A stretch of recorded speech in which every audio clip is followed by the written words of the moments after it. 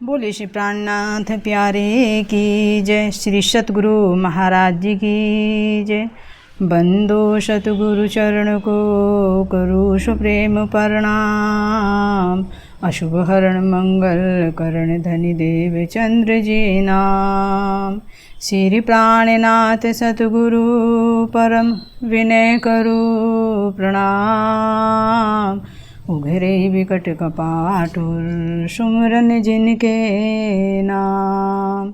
श्री राम रतन सतगुरु मेरे काटो सकल कलेश। चरणों में करो वंदना हृदय करो परवेश। श्री प्राणनाथ निज मूलपति श्री महराज शुभ नाम।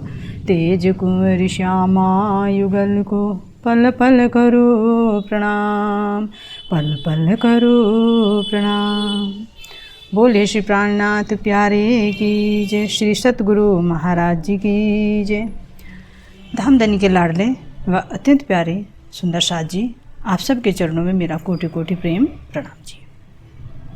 सुंदर साथ जी, पिछले वीडियो में हमने जाना कि अक्षर ब्रह्म अपने अव्यक्त पाद से किस तरह से सृष्टि की उत्पत्ति करते हैं, जिसके लिए श्री जी ने वाणी में बताया है कि इत अक्षर को विलस्यो मन, 5 तत्व 14 भवन, या में महाविष्णु मन थे त्रिगुण और ताथे थिरचर सबुतवन। तो किस तरह से अक्षर ब्रह्म अपने मन से सृष्टि की उत्पत्ति करते हैं, और उस सृष्टि की जब उत्पत्ति करते हैं तो मन से महाविष्णु से त्रिगुण और त्रिगुण से सब जड़ और चेतन की उत्पत्ति हो जाती है। तो ये जो ब्रह्मांड बना, ये धामधनी के हुक्म से बना। अक्षर ब्रह्म पहले भी ब्रह्मांड बनाते थे और आगे भी बनाते रहेंगे, लेकिन ये विशेष ब्रह्मांड की जो हम बात कर रहे हैं, ये धामधनी के हुक्म से बना है। और ये कितना कब बना, कितना समय व्यतीत हुआ है, तो इसका हिसाब किताब थोड़ा हमने ब्रह्मा जी की आयु को मानकर निकाला है कि जो ब्रह्मा जी की आयु है उसको हिसाब एक स्टैंडर्ड मानकर, यानी ब्रह्मा जी की आयु 100 वर्ष की मानी जाती है, तो यहाँ पर सृष्टि के कितने समय बीत जाती है, तो उसका हिसाब किताब निकाला है कि कितना समय व्यतीत हुआ है। तो अब हम देखते हैं कि जैसे ही सृष्टि की उत्पत्ति होती है तो सर्वप्रथम क्या होता है, 4 युगों का कर्म शुरू हो जाता है। तो सतयुग, सतयुग के बाद त्रेता, त्रेता के बाद द्वापर और द्वापर के बाद कलयुग। तो इसी तरह से सृष्टि की उत्पत्ति चलती रहती है, और ये जो युग है ये युगों का परिवर्तन होता रहता है। और हर युग के अंदर 24 अवतार विष्णु के भगवान के होते हैं। तो विष्णु भगवान के 24 अवतारों में से 10 अवतार विशेष होते हैं। वे अवतार में, उन 10 अवतारों के अंदर ही 24 अवतारों का सार तत्व छिपा होता है। तो ये 10 अवतार कौन से हैं? ये है मत्स्य अवतार, कूर्म अवतार, वराह अवतार, नरसिंह अवतार और वामन अवतार, परशुराम अवतार, श्री राम अवतार, श्री कृष्ण अवतार, बुद्ध अवतार, और अंत में निष्कलंक बुद्ध अवतार प्रकट होते हैं, जिनको कल्कि अवतार के नाम से जाना जाता है। तो ये जो 10 अवतार हैं, इन 10 अवतारों के अंदर ही 24 अवतारों का सार छिपा होता है। तो इस तरह से चारों युगों के अंदर 24 अवतार विष्णु भगवान के सतलोक से होते हैं। अब हर युग के अंदर एक विशेष अवतार होता है। जैसे सतयुग के अंदर नर नारायण विशेष अवतार माना जाता है, त्रेता के अंदर हमारे श्री रामचंद्र जी का अवतार माना जाता है, द्वापर के अंदर श्री कृष्ण अवतार सर्वश्रेष्ठ माना जाता है, और कलयुग के अंदर निष्कलंक यानी कल्कि अवतार को सर्वश्रेष्ठ माना जाता है। तो अब ये जो अवतारों की श्रृंखला है ये लगातार चलती रहती है। इसी तरह से बार बार हर चारों युगों के अंदर विष्णु भगवान के 24 अवतार होते रहते हैं। वो क्यों होते रहते हैं? यहाँ के जो जीव होते हैं, जब सृष्टि बनती है तो थोड़े अज्ञान अवस्था में होते हैं, तो उनको ज्ञान देने के लिए विष्णु भगवान, उनका पालन पोषण करने के लिए, और जो राक्षस होते हैं उनका संहार करने के लिए, और जो साधु होते हैं उनकी रक्षा के लिए विष्णु भगवान इस तरह से बार बार अवतार धारण करते हैं। ये विष्णु के ही अवतार होते हैं, क्योंकि विष्णु का ही कार्य होता है इस सृष्टि का संचालन करना। जैसे जाना है हमने कि ब्रह्मा जी का कार्य होता है सृष्टि को बनाना, विष्णु जी का कार्य होता है पालन पोषण करना, संरक्षण करना, और शिव जी का कार्य होता है इसका संहार करना। तो जिसकी जिम्मेदारी होती है पालन पोषण करना, तो वे विष्णु भगवान ही बार बार यहाँ पर सृष्टि में अवतार धारण करते हैं और यहाँ अपने भक्तों की रक्षा करते हैं और ज्ञान का अवतार भी करते हैं। तो जिस तरह से पहले अवस्था जो वेदों का ज्ञान आता है, तो कर्म, उपासना और ज्ञान के आधार पर जीवों को थोड़ा थोड़ा उनकी उन्नति करते रहते हैं, उनकी चेतना का वजूद बनाते रहते हैं। और इसी तरह से जो अवतार होते हैं, तो अवतारों में भी अंतर होता है। तो जो सर्वश्रेष्ठ अवतार माना जाता है वो माना जाते हैं कल की अवतार, 24वें अवतार माने जाते हैं। तब हमने पिछले वीडियो में ही जाना है कि जो 4 युग होते हैं, तो 4 युगों में विष्णु भगवान के 24 अवतार होते रहते हैं। तो अब इस समय की बात कर रहे हैं। ऐसे तो पहले से क्रम चलता रहता है, जैसे युगों का समय अवधि चलती रहती है, ऐसे ही ये चक्र अवतारों का भी चलता रहता है। तो सतयुग है। अब देखते हैं कि कितना समय बीता, समय पर आते हैं। तो सर्वप्रथम देखते हैं कि जो सतयुग है, तो उसकी आयु शास्त्रों में बताई गई है। सबसे कम आयु किसकी होती है? कलयुग की। और सबसे ज़्यादा किसकी होती है? सतयुग की। तो सतयुग की आयु 17 लाख और 28 हज़ार है। उसके बाद आता है त्रेता युग। त्रेता युग, जो त्रेता युग होता है, उसकी समय अवधि है 12,96,000।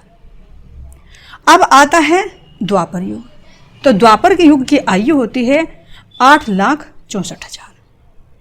अब जो कलयुग है, कलयुग की आयु सबसे कम है। ग्रहण के लगने के कारण और पाप कर्म बढ़ने के कारण इसकी समय कम हो गया है, तो इसलिए 4,32,000 इस कलयुग की आयु मानी जाती है।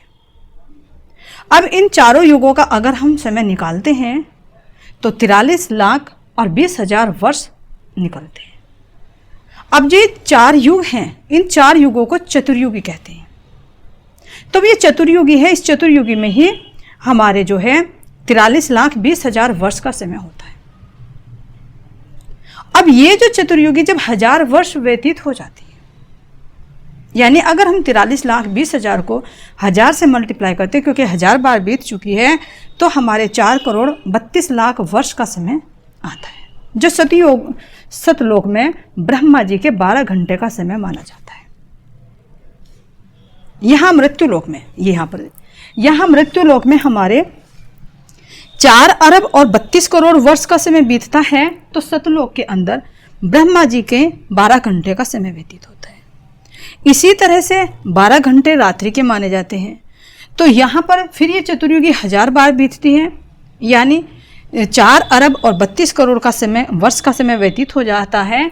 तो ब्रह्मा जी की रात्रि यानी 12 घंटे का समय, तो यानी ब्रह्मा जी के 12 और 12 24 यानी 24 घंटे, यानी 1 दिन और रात्रि का समय जब व्यतीत होता है, तो यहाँ मृत्युलोक में कितना समय बीत जाता है? अगर दोनों को हम टोटल करते हैं तो 8 अरब और 64 करोड़ वर्ष का समय बीत जाता है, क्योंकि 4 अरब 32 करोड़ के दिन हुए हैं और 4 अरब 32 करोड़ की रात्रि हुई है। तो दोनों को मिलाकर 8 करोड़ 64 लाख वर्ष का समय यहाँ पर व्यतीत हो जाता है, जब तक ब्रह्मा जी के यहाँ पर 24 घंटे का समय व्यतीत होता है। क्योंकि यहाँ सृष्टि का समय हम ब्रह्मा जी के स्टैंडर्ड से ही निकाल सकते हैं।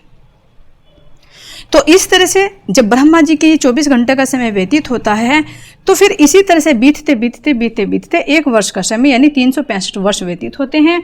इसी हिसाब से फिर 365 में से देखते हैं, तो ब्रह्मा जी की जब से सृष्टि बनी है, तो ब्रह्मा जी के 50 वर्ष का समय व्यतीत हो गया है, जिसको एक प्रारब्ध कहते हैं। जो ब्रह्मा जी के 24 घंटे का समय है, उसको तो एक कल्प कहते हैं। अब वर्तमान में जो कल्प चल रहा है, वो चल रहा है श्वेत वराह कल्प।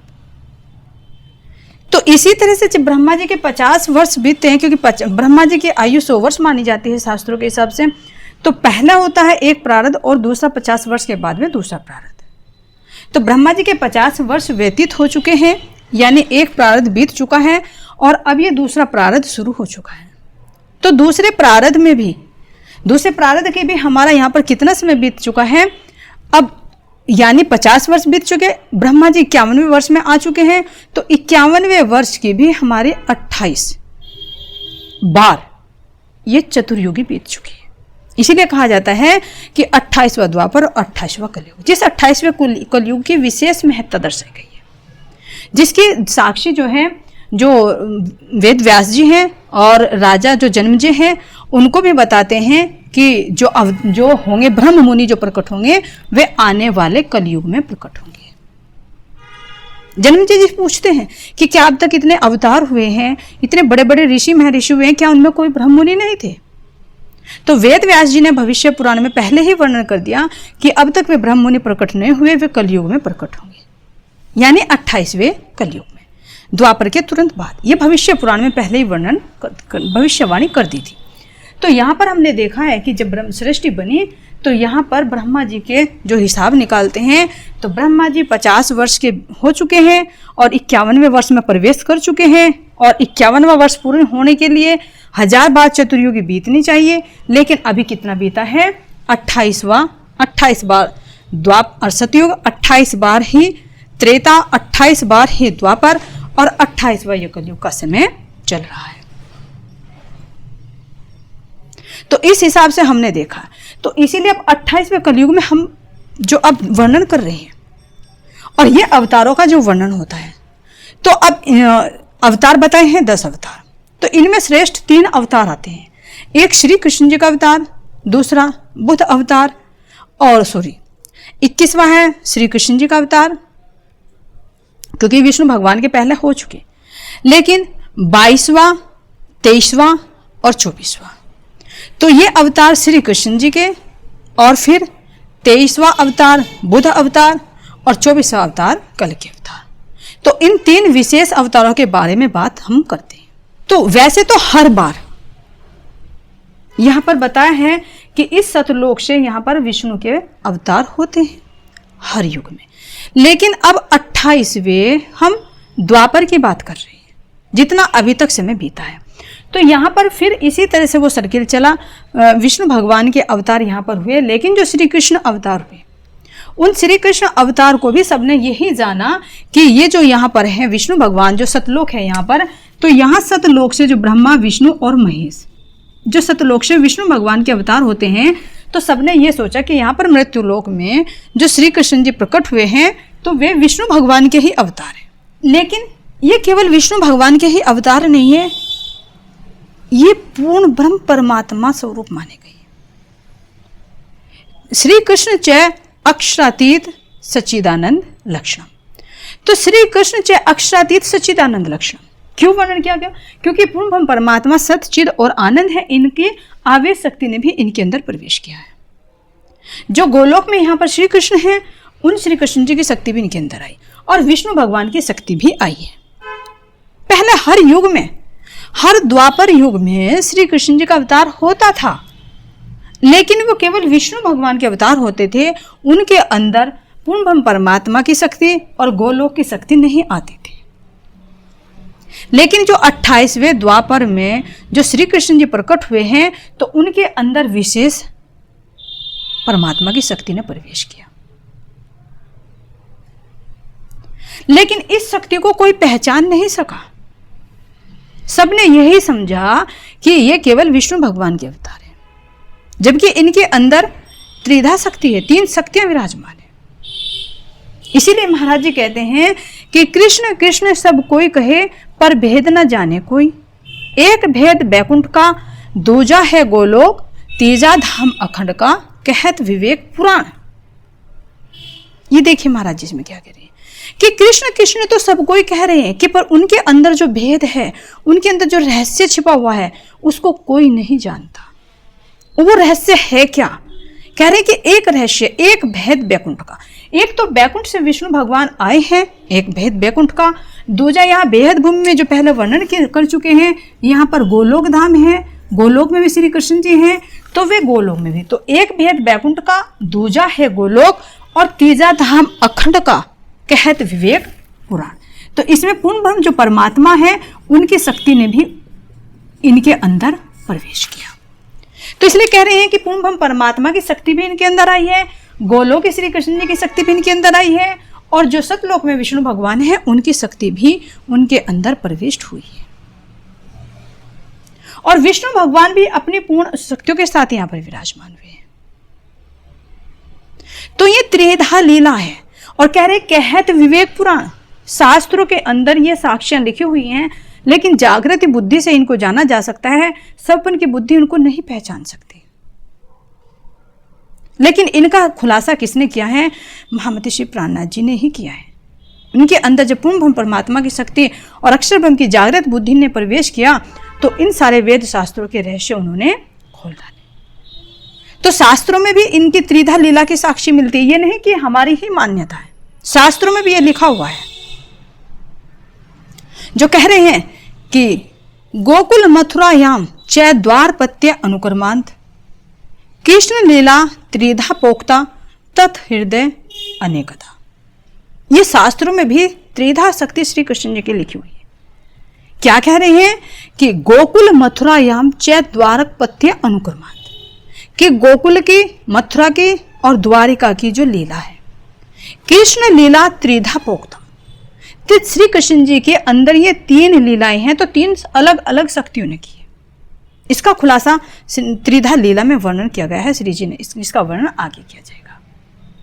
तो कृष्ण लीला त्रिधा पोक्ता तत् हृदय अनेकता, तो उनके हृदय में जिस शक्ति ने प्रवेश करके ये कार्य किया है, तो इस उन शक्ति के आधार पर ही उनके अंदर शक्तियों का 3 शक्तियों का भेद है। तो ये शास्त्रों में भी संकेत लिखे हुए हैं, जिनको श्री जी ने ही खोला है। और खोलकर श्री कृष्ण जी के अंदर जो 3 शक्तियों ने अलग अलग कार्य किया है, कि कौन सी शक्ति ने कितने समय तक रहकर क्या लीलाएं की है, उसका खुलासा श्री कृष्ण जी की जो त्रिधा लीला है उसमें वर्णन किया है। तो ये जो 28वें द्वापर में श्री कृष्ण जी प्रकट हुए हैं, तो इनके अंदर जो त्रिधा शक्ति ने प्रवेश किया है, इन्हीं के कारण इनको पूर्ण अवतार माना गया है। लेकिन अवतार कब है विष्णु भगवान के? जब 11 वर्ष 52 दिन के बाद तीसरा ब्रह्मांड बनता है, तो तब विष्णु भगवान की लीला इनके अंदर कार्य करती है। लेकिन 11 वर्ष और 52 दिन तक की लीला पूर्ण ब्रह्म परमात्मा की लीला है, जिसको महाराज जी ने वर्णन किया है कि वसुदेव गोकुल ले चले ताको ना कहिए अवतार, सो तो नहीं इन हद का बेहद लीला है पार। कि जिसको वसुदेव गोकुल ले चले ताको ना कहिए अवतार, उनको अवतार ना कहिए। क्यों? क्योंकि उनके अंदर तो पूर्ण ब्रह्म परमात्मा और गोलोक की शक्ति का वास है, उनकी लीला है। इसलिए कह रहे सो तो नहीं इन हद का बेहद लीला है पार। वो केवल इस हद ब्रह्मांड के विष्णु भगवान ही नहीं है, और उनकी लीला विष्णु भगवान की नहीं है, उनकी लीला तो पूर्ण ब्रह्म परमात्मा की प्रेममय लीला है, जो जिन्होंने अपनी सखियों के साथ में वो लीलाएं की है। लेकिन विष्णु भगवान की शक्ति भी उनके अंदर निहित रही। क्यों? क्योंकि जब कंस के कारागार में चतुर्व्यूह विष्णु भगवान ने दर्शन दिए वसुदेव जी को, और 2 भुज वाले बालक के बारे में उनको विस्तार से समझाया, और विस्तार से समझाकर फिर वो अपने बैकुंठ में लौट गए। लेकिन फिर वही शक्ति इन श्री कृष्ण जी के अंदर प्रवेश कर गई, जिन्होंने विष्णु भगवान की लीला भी की है। इसीलिए उनको शास्त्रों में वर्णन किया गया है, यस्मिन सर्वाणी तेजांसी विलियंते श्वेतजसी तब वदन्ते परेश साक्षात परिपूर्णतम स्वयं चतुर्व्यूह भवेद यत्र दर्शन्ते चै रसा नव अतः परम चै वीर्याणि सतु पूर्ण प्रकथ्यते। देखिए, इसके अंदर शास्त्रों में वर्णन किया गया है। क्या कह रहे हैं कि यस्मिन सर्वाणी तेजयांसी विलियंते श्वेतजसी, जिनके अंदर संपूर्ण तेज राशि का वास हो, विलय हो, तम वदंती परे साक्षात परिपूर्णतम स्वयं, तो वो स्वरूप तो स्वयं ही पूर्ण ब्रह्म परमात्मा के समान माना जाता है। संपूर्ण तेज राशि, किसकी संपूर्ण तेज राशि? विष्णु भगवान की तो है ही है, गोलोकी की शक्ति भी, पूर्ण ब्रह्म परमात्मा की आवेश शक्ति भी। इसलिए इसको क्या करें विष्णु भगवान के? चतुर्व्यूह भवेद यत्र दर्शन्ते चै रसानव, जिनके अंदर इनके जो चतुर्व्यूह है, 4 व्यूह हैं विष्णु भगवान के। कौन कौन से? प्रद्युम्न, अनिरुद्ध, वसुदेव और संकर्षण। तो चतुर्व्यूह भेद यत्र दर्शन्ते चै रसानव, और 9 रसों का समीक्षण भी इनके अंदर है। इसीलिए कह रहे हैं अतः परम च वीर्याणि सतु पूर्ण प्रकथ्यते, इसीलिए उनको पूर्ण ब्रह्म परमात्मा की संज्ञा दी जाती है।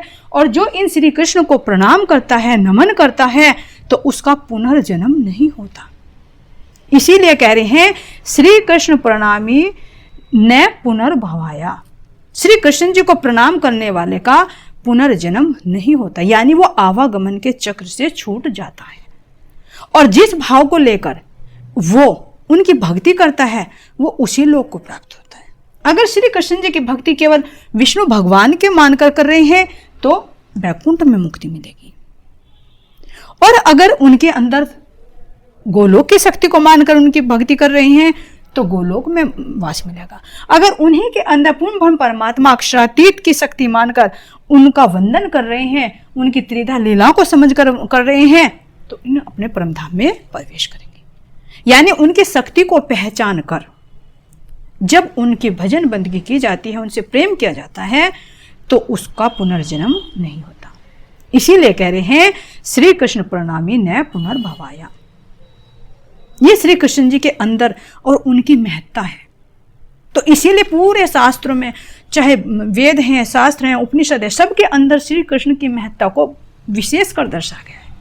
और सतगुरु महाराज जी ने भी, श्री जी ने भी तारतम वाणी के अंदर श्री कृष्ण नाम की बहुत महिमा गाई है।